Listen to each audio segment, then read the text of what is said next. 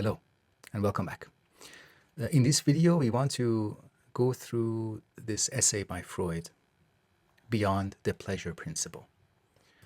Essay written and published for the first time in 1920, some notes added later in the following years.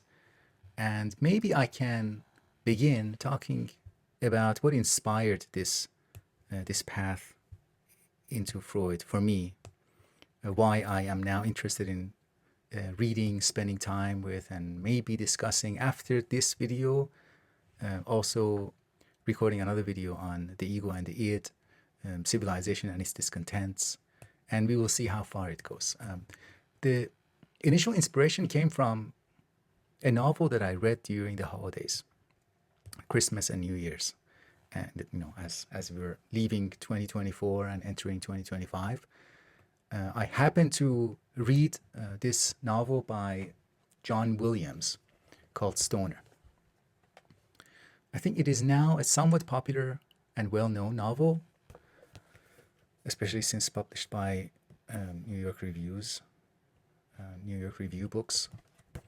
And to the extent that I've watched commentary and reviews of it online, and I've read a little bit about it, people are very positive about Stoner.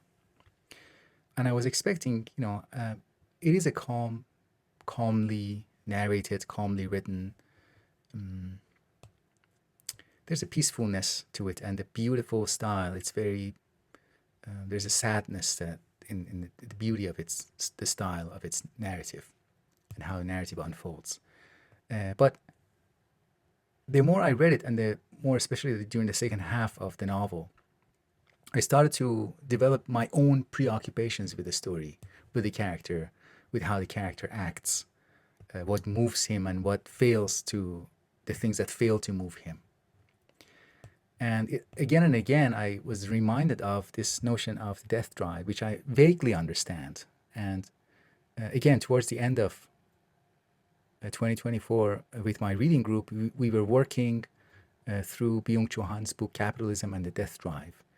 And the first chapter or two in that volume also, they touch on this concept. And I thought, okay, let's go to Freud and spend some time with him. I'm going to do something in this video that is rarely done. I'm not going to summarize Beyond the Pleasure Principle in one or two lines, in one or two sentences, and then move to other ways of thinking about Freud's concept. I'm going to just stay with this essay. And I'm going to go through all of the chapters in the essay. The essay has 7 chapters. And I'm going to say something or read something from each chapter.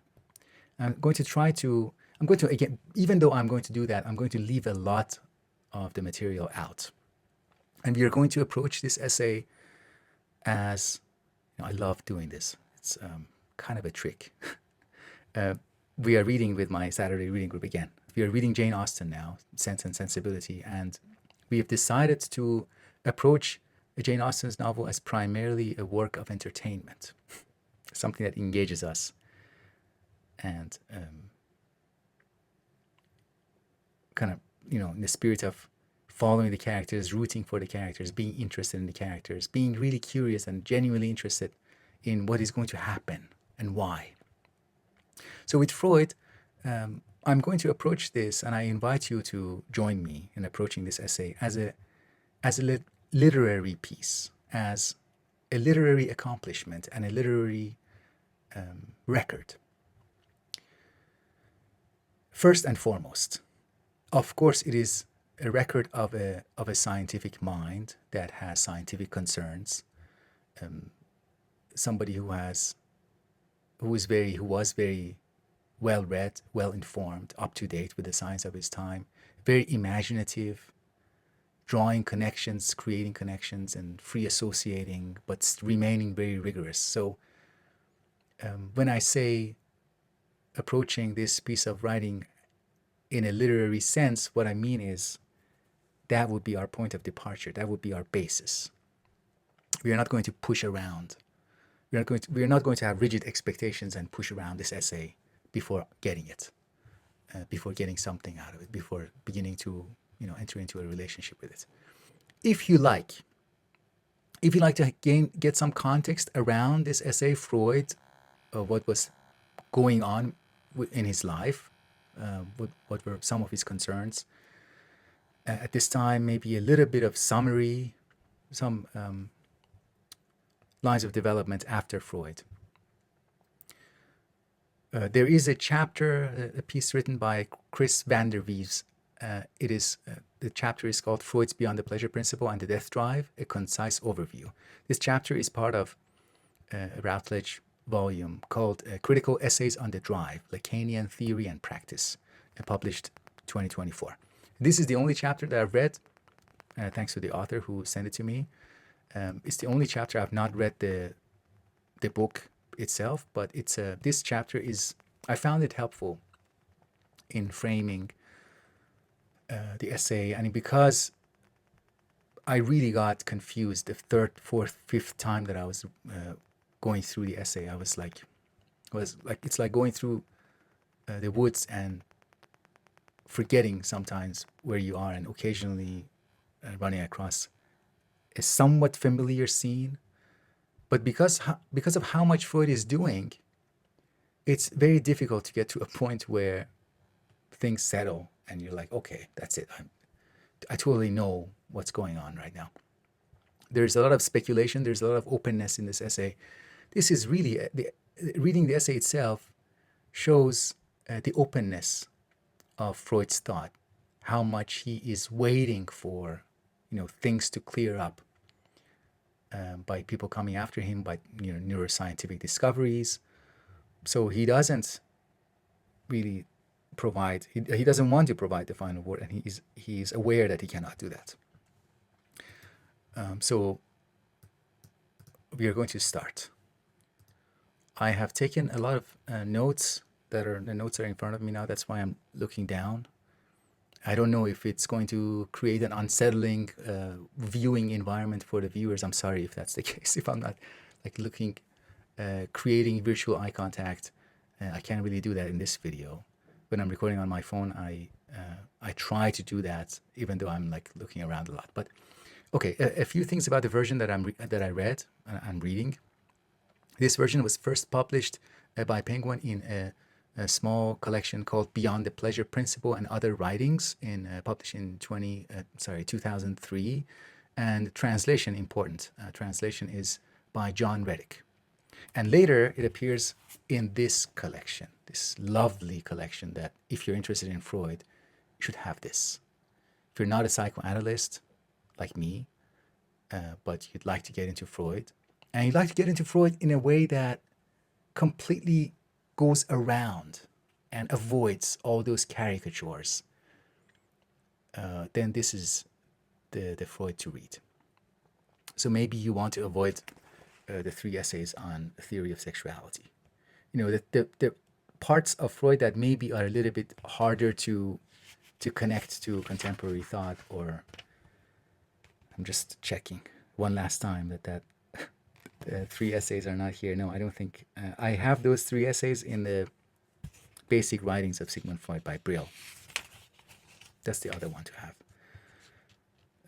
But the collections edited and collected by Adam Phillips. That is also important. So, anyways, John Reddick's translation, not interpretation, a translation of Beyond the Pleasure Principle is included here in the Penguin Freud Reader. This one was published in 2006. So with this essay and with other works, I think it's fair to say that what Freud wants to do, he wants to give us an understanding of what regulates psychic activities. What are the general principles that we need to assume in order to make sense of our mental lives. Not the superficial reasons of everyday, day-to-day reasons or causes that we give each other, talk about necessarily, but the underlying, deeper reasons. And this is what makes Freud's project a meta-psychological project. And he proceeds in a scientific spirit. He wants to, by that, the scientific spirit, what I mean by that is just this, that he wants to reconcile theory and observations. And he begins with a very simple theory based on the pleasure principle and says why that is unsatisfactory.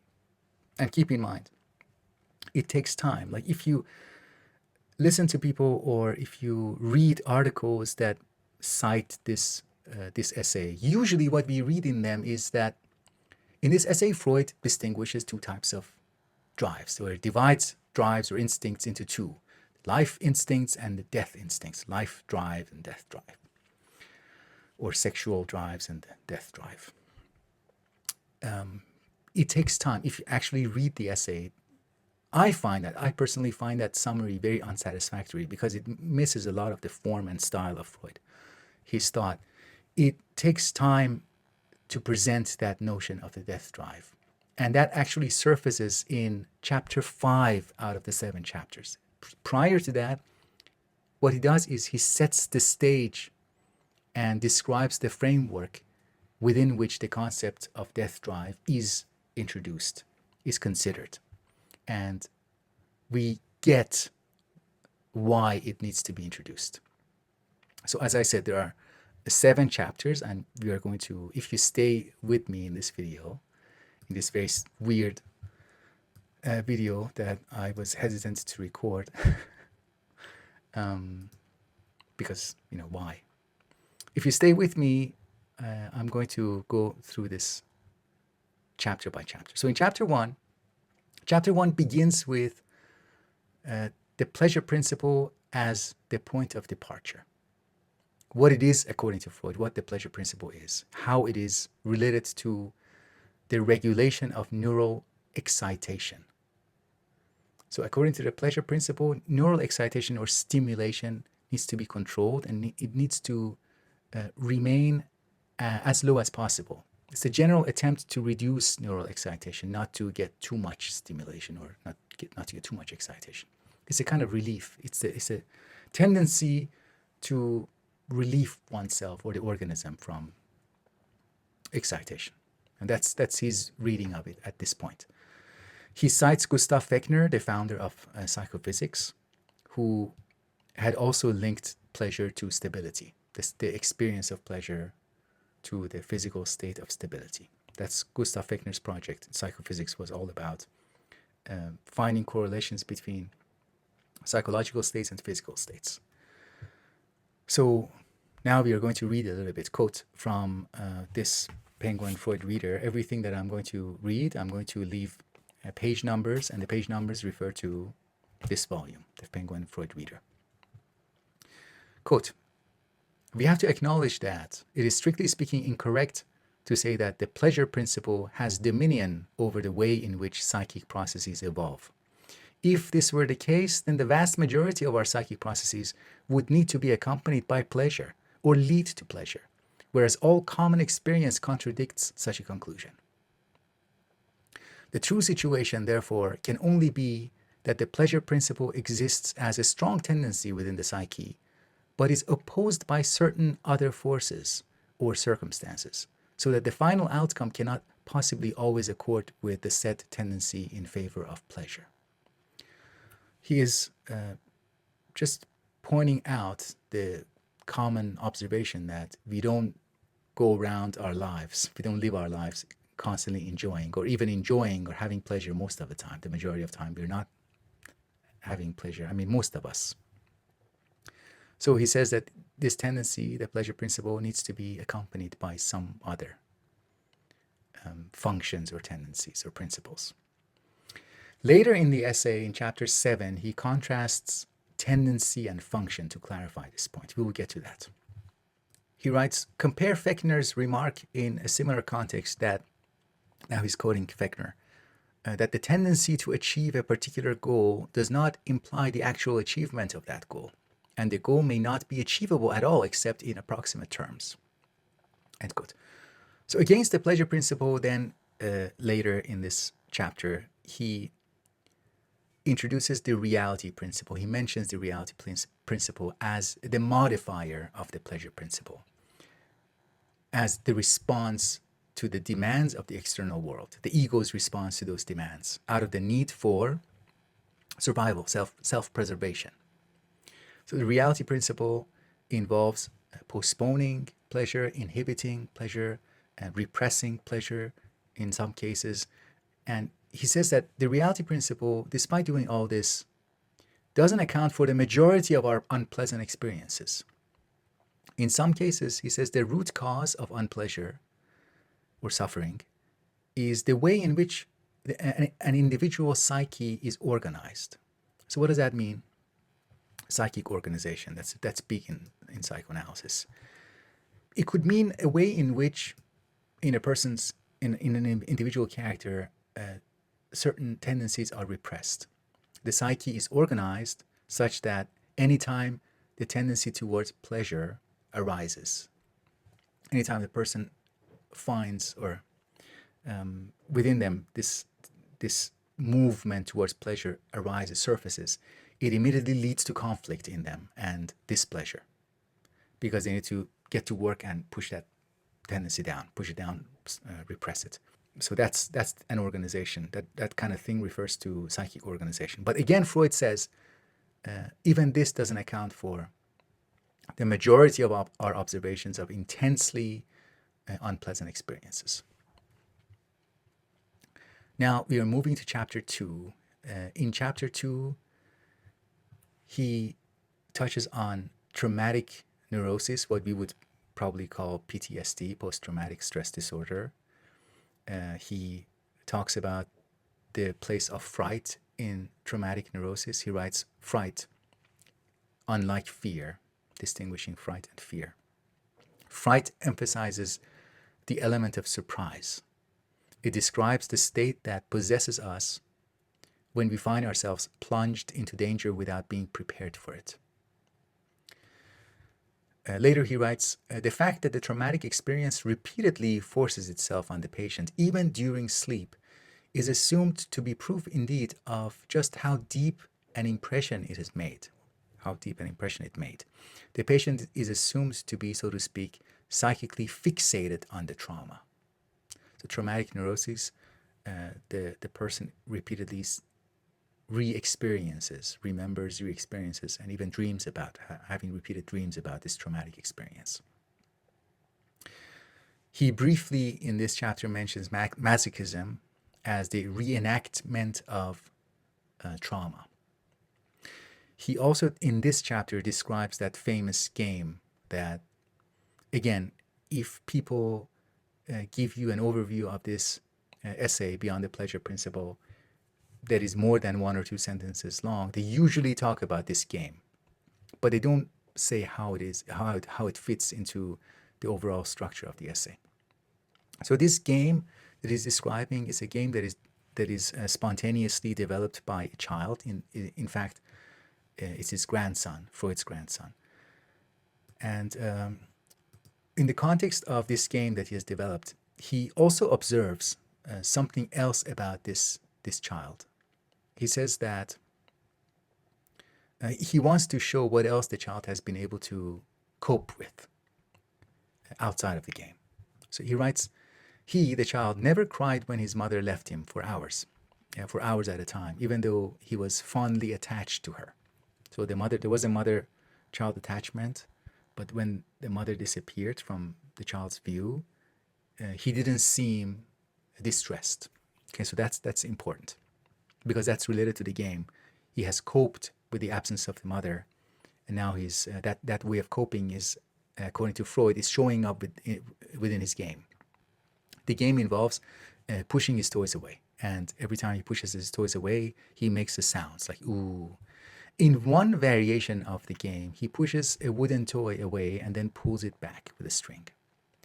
And Freud here, in a footnote, says that one time the child made himself disappear. So he was playing with a mirror, and he positioned himself in relation to the mirror such that he couldn't see himself. And when he couldn't see himself, he made the same sound of ooh when he was making the toys disappear. Very interesting. He's arguing, Freud, that these types of games take up unpleasant material from our experiences, like separation from a caregiver, separation from the mother, and turn them into things that we can anticipate and control. When we play these games, we are establishing a more active relationship with these experiences. We are no longer surprised by them. And Freud says that this is also the root of drama, tragedies, having control over these stories that we can repeat, we can enact. We are not victim to them. We are not purely passive. And we have control, and we can it's a kind of practice. At the end of chapter 2, he says the traumatic neurosis and the process that is exemplified, typified by the game played by his grandson, they don't go beyond the pleasure principle. They represent cases in which the pleasure principle remains the ultimate source of organization. So by this point in the essay, we have, with Freud, we have joined Freud, we have attempted to go beyond the pleasure principle, but we have been pulled back. We have been pulled back by this immense gravity of the pleasure principle. Because every time we find something that is, again, ultimately consistent with pleasure, the one thing that remains when we come back to the pleasure principle, there's one remainder, and that remainder is agency. We want to, in addition to gaining control, we want to exercise agency. We want to not just be the object to which things happen. We also want to be the subject, be the agent. But that control doesn't take us that much far. It doesn't give us death drive or something like that. It gives us, the need for agency. We have now reached chapter 3.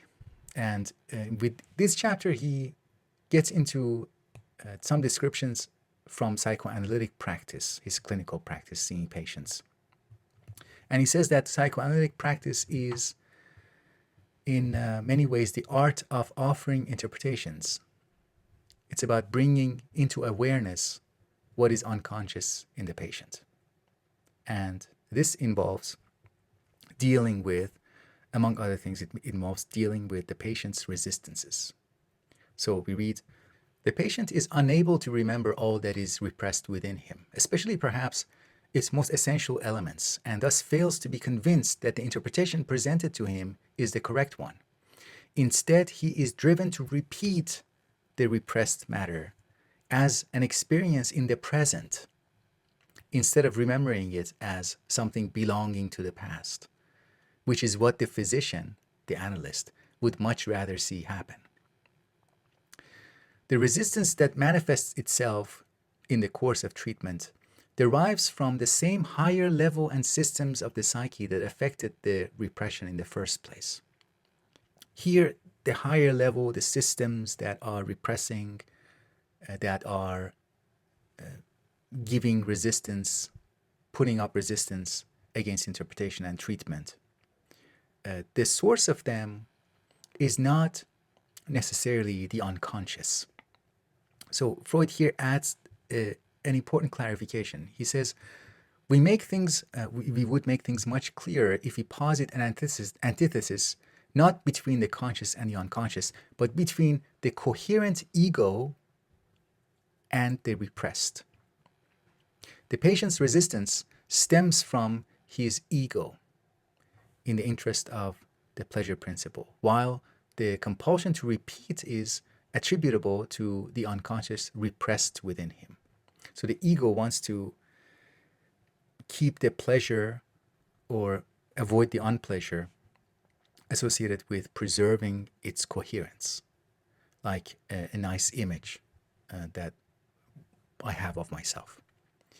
But on the other hand, there is this compulsion to repeat. The unconscious elements that want to repeat they can be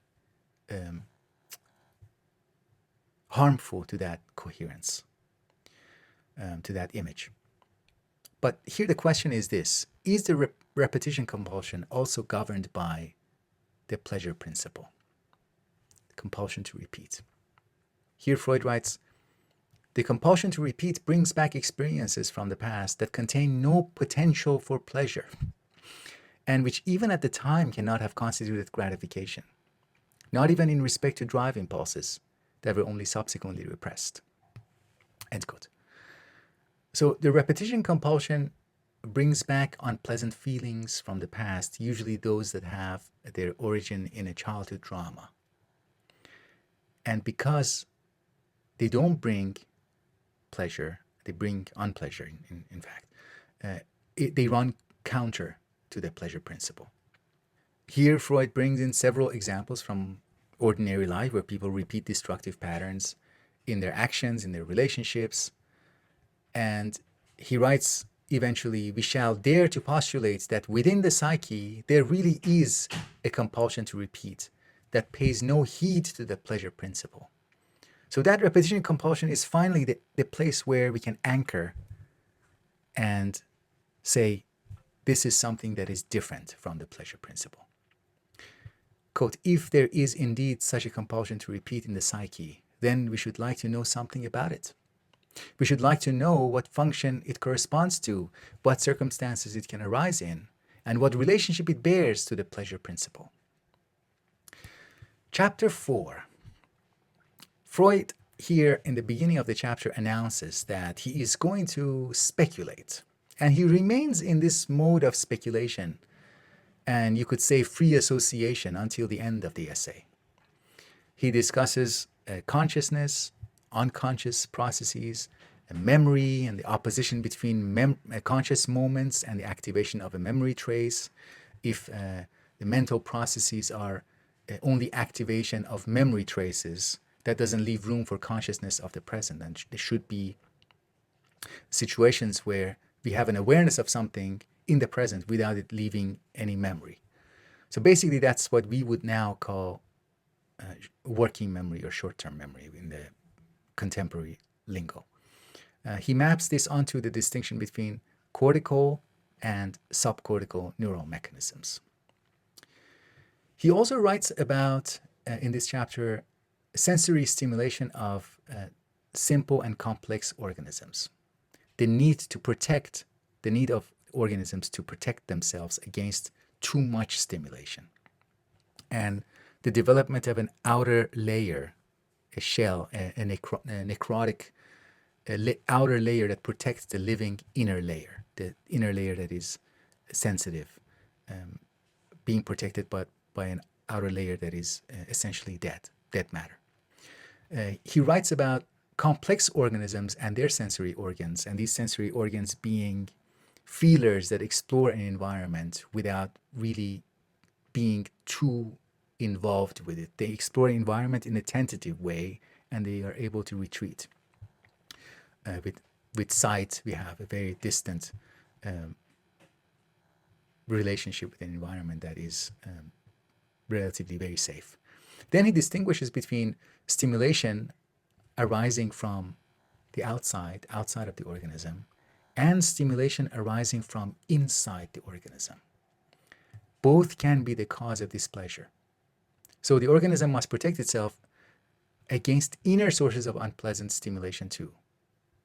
And then in passing, he says one of the ways in which we protect ourselves against inner sources of unpleasantness is through projection.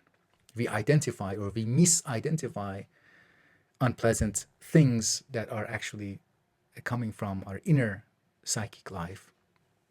We misidentify them as being outside because having them outside makes them easier to deal with.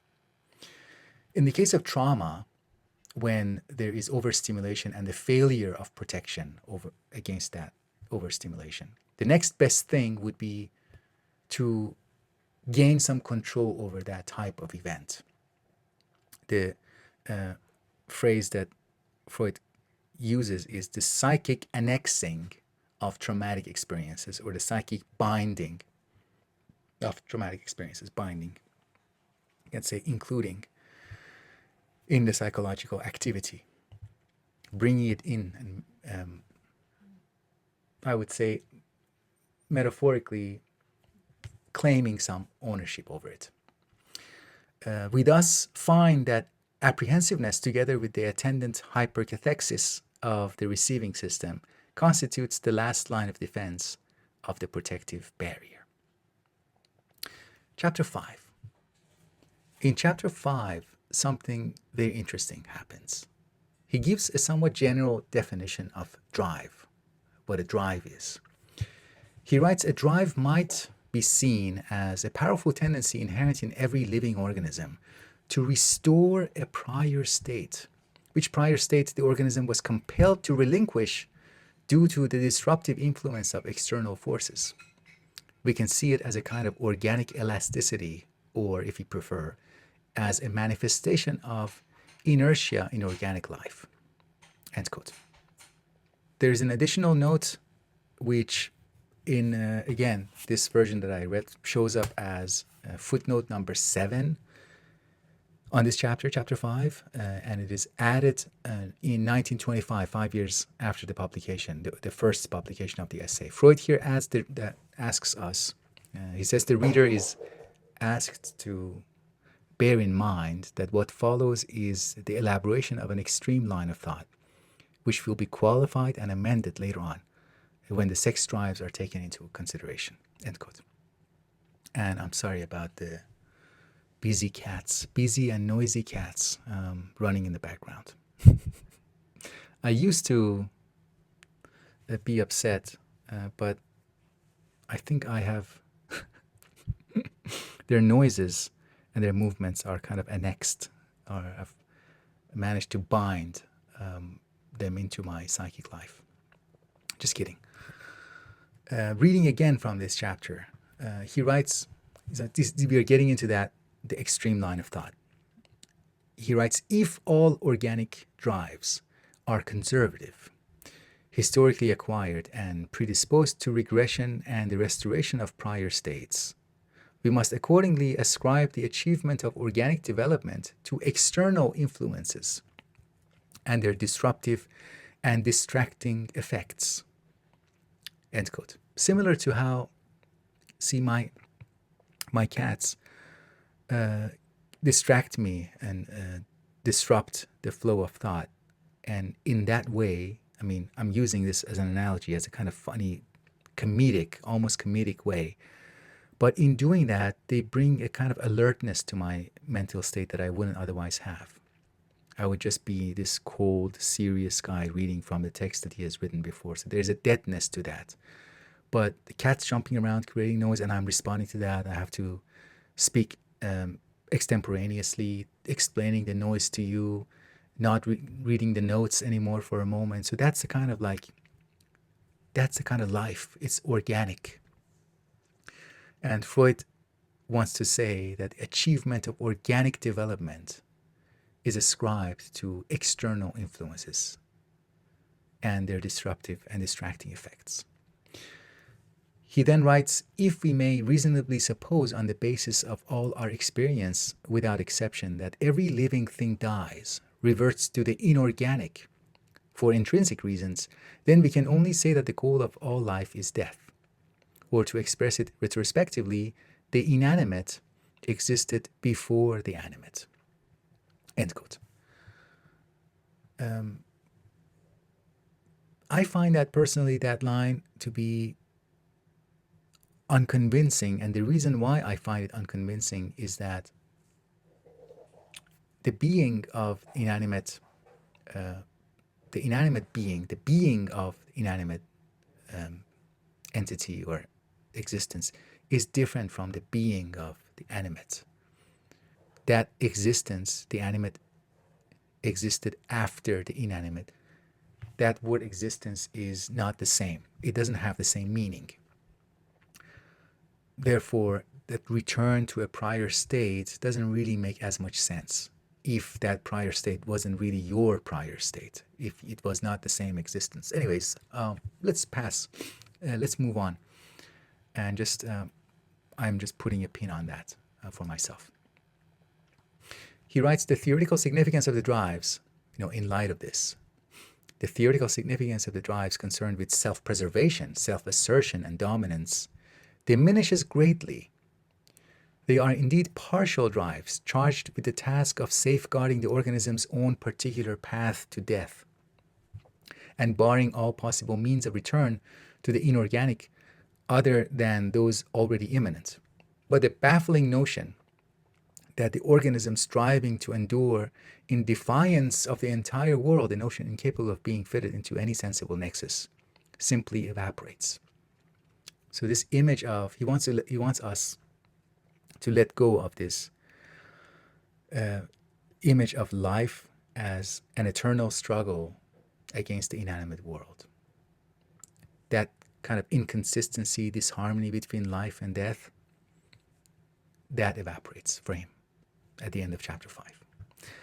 Chapter 6 opens with an explicit reference to now the binary between death instinct and the sexual instincts. So this binary, it takes 5 chapters to put it on the table. And in chapter 6, we now have it. Chapter 5, we were introduced to it. Chapter 6, we now have it as our starting point. And we read, I am well aware that this third step in the theory of drives, the third step, the death instinct, the third step that I've undertaken here cannot lay claim to the same degree of certainty as the previous two, namely the broadening of the concept of sexuality, that was step 1, and the postulates of narcissism, introduction of narcissism. So this is, he says, more tentative, but then he gets into a speculative association and reasoning by analogy, referring to August Weismann. He says, it was Weismann who proposed the differentiation of living matter into 2 parts, the mortal and the immortal. The mortal part is the body in the narrower sense of the word, the soma.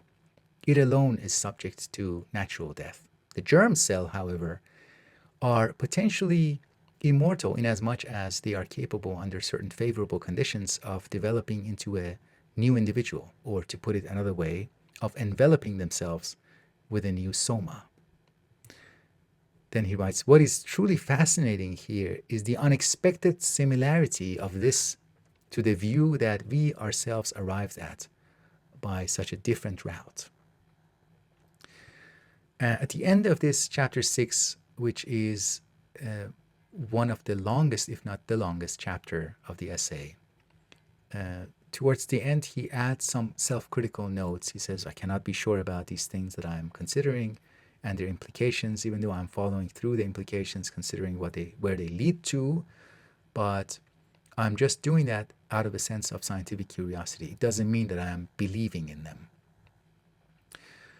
Chapter 7 is relatively short. The final chapter repeats the point that the pleasure principle is not enough.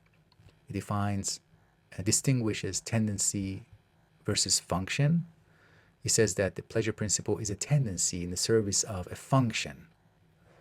And that function is the reduction of neural excitation or stimulation. Taking it to the extreme, again, we can imagine that the pleasure principle is one of several ways in which the stimulation is controlled, reduced, eliminated. And if we take this to its logical conclusion, this function can be conceived as the broader move towards inanimate or inorganic states. The last passage that I would quote is this. He writes, we also cannot fail to be struck by the fact that the life drives have so much more to do with our inner perception, since they behave as troublemakers and constantly bring tension, the resolving of which is perceived as pleasurable. So notice, he says the life drives are troublemakers, not the death drives. He writes, the death drives appear to do their work unobtrusively. The pleasure principle seems to be positively subservient to the death drive, but it does also watch for any stimuli from without that are adjudged by both kinds of drives to be dangerous, and more particularly for any increases in stimulation emanating from within that make the task of living more difficult. End quote. Okay, I'll stop there. Thank you for listening. If you are interested in this line of exploration, if you'd like to join me, let me know, and I'll record the rest of my studies of Freud along this path. You know, there are many different paths of getting into Freud for very different reasons. We all have different interests and curiosities. And Freud offers a lot of possible avenues, possible ways of study and research. And this is one way, with the interest in the death drive or drives in general. And then eventually tying it back to some works of literature. If you're interested in staying with me, let me know with a comment, maybe with a comment or some other creative ways if you find. If you're not interested in listening more to this, also you can let me know, but I will get the hint if I don't get much attention to this video. But regardless, I'll put this out there just in case. Thank you for listening. Those of you who have stayed with me until now, I appreciate it very much. And take care of yourselves. Till next time.